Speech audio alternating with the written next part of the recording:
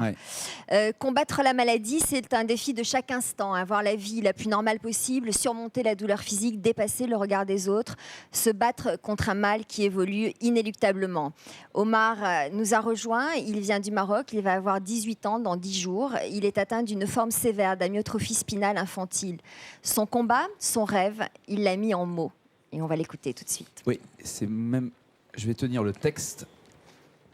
Ça va comme ça, Omar ? Oui. D'accord. On t'écoute. Comme d'habitude, c'était encore je rêvais. La clarté du soleil me la ronde. Les hommes, partout sur terre, avaient les bras levés. Ils englouaient toute cette bête immonde, insidieuse et sournoise pour ruiner le monde. Moi aussi j'étais là, présent dans mon rêve, intrépide, téméraire, combattant sans trêve. Ce monstre horrible aux multiples visages, je l'attrapais, il s'esquivait et fuyait au large. Ma force décuplée alors, et c'est avec rage que je fonçais sur lui avec beaucoup de courage. Je n'étais pas seul dans ma lutte perpétuelle. Tous étaient là, tremblés en droit. Ce démon magnifique, le dessin cruel. Les uns combattaient par-ci, les autres par-là. On l'abattait ici, il le relaissait là-bas. La lutte continuait, ainsi sans relâche. Les vaillants combattants toujours à la tâche. Au moment où l'on s'y attendait le moins, le monstre harcelé de tous les coins chancela d'abord, puis s'affaissa. Sur l'herbe verte, il s'étala, et son dernier soupir, il exhala. Gardons espoir quand tout va mal, de nombreuses maladies ont été vaincues. Bientôt ce sera l'amyotrophie spinale, j'en suis quant à moi, bien convaincu. Merci. Grand corps malade et Omar, un texte écrit par Omar Koussi. Omar, donc je le disais, tu viens Merci. du Maroc. Ouais. Tu parles de ta maladie Oui. avec des mots, avec extrêmement de talent dans ce texte que tu as écrit. Tu en parles comme d'un monstre. Comment Oui. fais-tu pour le dompter, ce monstre, au quotidien ?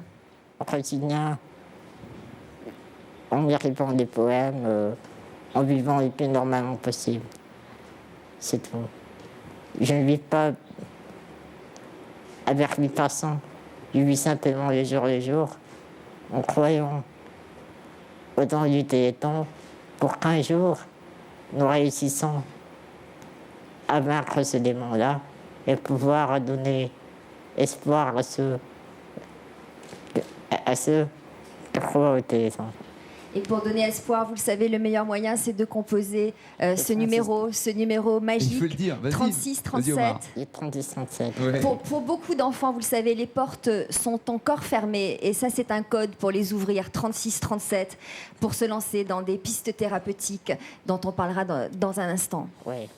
Alors, grand corps malade, Fabien, tu symbolises encore plus évidemment ce mélange de mots, de textes et surtout la manière, déjà en choisissant ce pseudonyme de grand corps malade, on va rappeler très, très rapidement que tu étais basketteur, destiné à être pro, à faire ta carrière dans le sport, qu'un accident lorsque tu avais 20 ans s'est produit. Là, la moelle épinière est touchée, tu as failli y rester, tu étais tétraplégique, tu t'es retrouvé sur un fauteuil.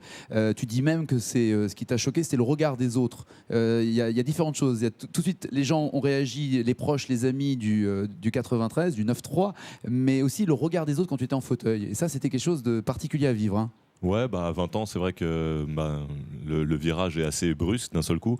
Et y a pas mal de choses qui sont dures à vivre, mais c'est vrai que du coup, surtout quand on est très sportif, plutôt grand et fort, le regard des autres change pas mal.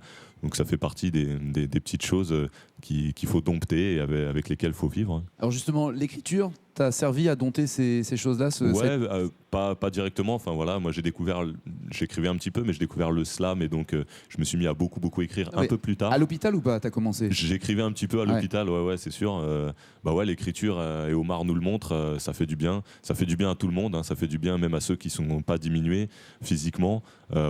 C'est un art. Dès qu'on crée, il y a un aspect introspectif qui fait du bien.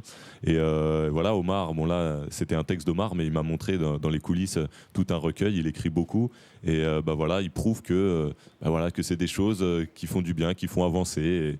Et l'art permet de s'exprimer. Quel que soit son art et quel que soit son niveau, ça peut être comme dans les petits bars, comme le slam le propose, ça peut être à une plus grande échelle. Mais en tout cas, l'écriture, les mots, et Omar nous l'a montré, ouais, c'est bon.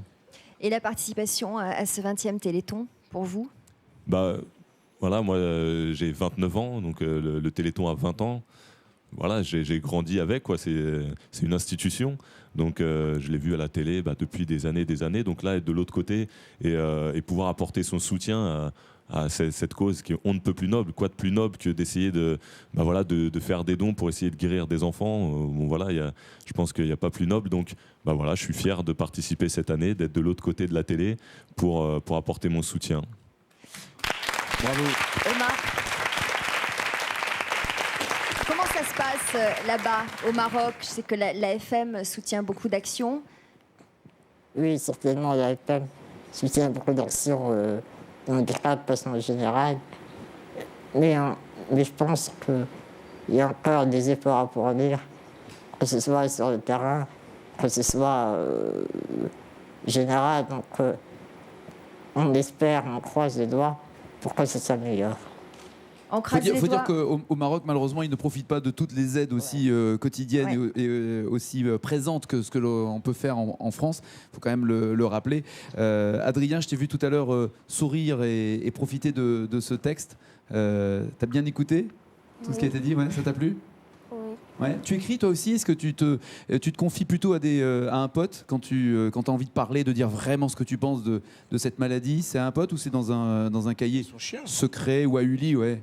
À qui tu parles quand tu as envie de t'énerver? À mon chien. Tu te confies à qui? Ouais.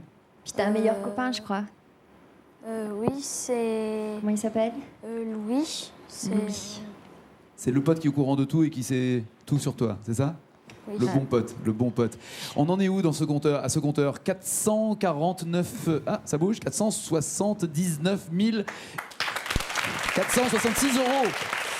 Voilà. C'est évidemment pas assez. 36 37 ou téléthon.fr. On compte sur vous. Vous entendez ces enfants. Vous savez que la route est longue. On a tout remis à zéro. Il faut absolument que l'on se bouge.